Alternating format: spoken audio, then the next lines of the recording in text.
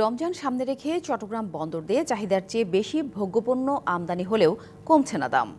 বাজার অস্থিতিশীল করতে বন্দরে পণ্য খালাস না করে সাগরে ভাসমান লাইটার জাহাজগুলোকে গুদাম হিসেবে ব্যবহারের অভিযোগ উঠেছে আমদানিকারকদের বিরুদ্ধে।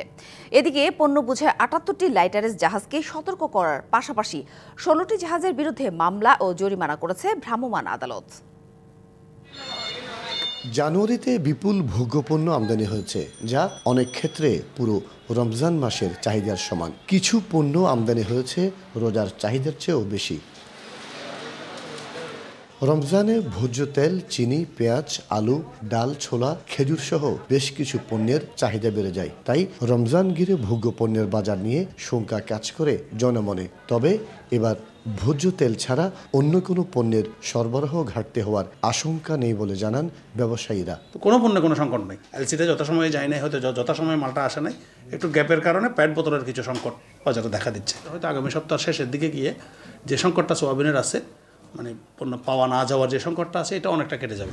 যমুনা ইলেকট্রনিক্সের সুপার এক্সচেঞ্জ অফারে একের ভিতর ৩ পুরনো বদলে নতুন নিন যমুনা ইলেকট্রনিক্স। চলতি অর্থ বছরের প্রথম ৬ মাসে আমদানি হয়েছে ৬,৮৫,০০,০০০ টন পণ্য।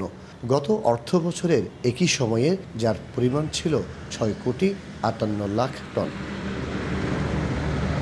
অন্যান্য পণ্যের পাশাপাশি বিপুল ভোজ্য তেল আমদানি হলেও খুচরা পর্যায়ে সংকট কাটেনি বোতলজাত তেলের। প্রচুর পরিমাণ সরবরাহ বলতে তেল আছে, কিন্তু কোম্পানি তেল দিচ্ছে না দাম বাড়ার জন্য। চট্টগ্রাম বন্দরের বহির্নোঙরে খালাসের অপেক্ষায় পণ্যবাহী শতাধিক জাহাজ। পর্যাপ্ত আমদানির পরও বেশ কিছু ভোগ্যপণ্যের দাম বাড়ার পাশাপাশি ভোজ্য তেলের সংকটে উদ্বেগ ভোক্তাদের। নিয়ন্ত্রণ বলতে কোনো জায়গায় কিছু নেই, যার পরিপ্রেক্ষিতে মানুষ এখন হিমশিম খাচ্ছে। যারা নিম্নস্তরের তারা তো একদম। এদিকে আমদানি করা কয়েক হাজার টন পণ্য নিয়ে ১ মাসের বেশি সময় ধরে সাগরে ভাসছে ২০০-এর বেশি লাইটার জাহাজ।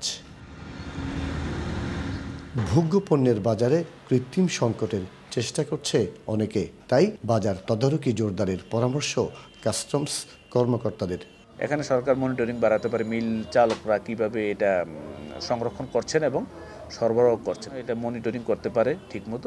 আমি মনে করি যে গ্রাহক ভোক্তা পর্যায়ে আপনার এটা কোনো ঘাটতি হবে না।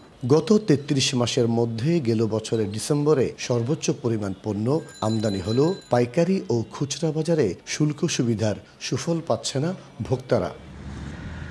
মাসুদুল হক, ডিবিসি নিউজ, চট্টগ্রাম।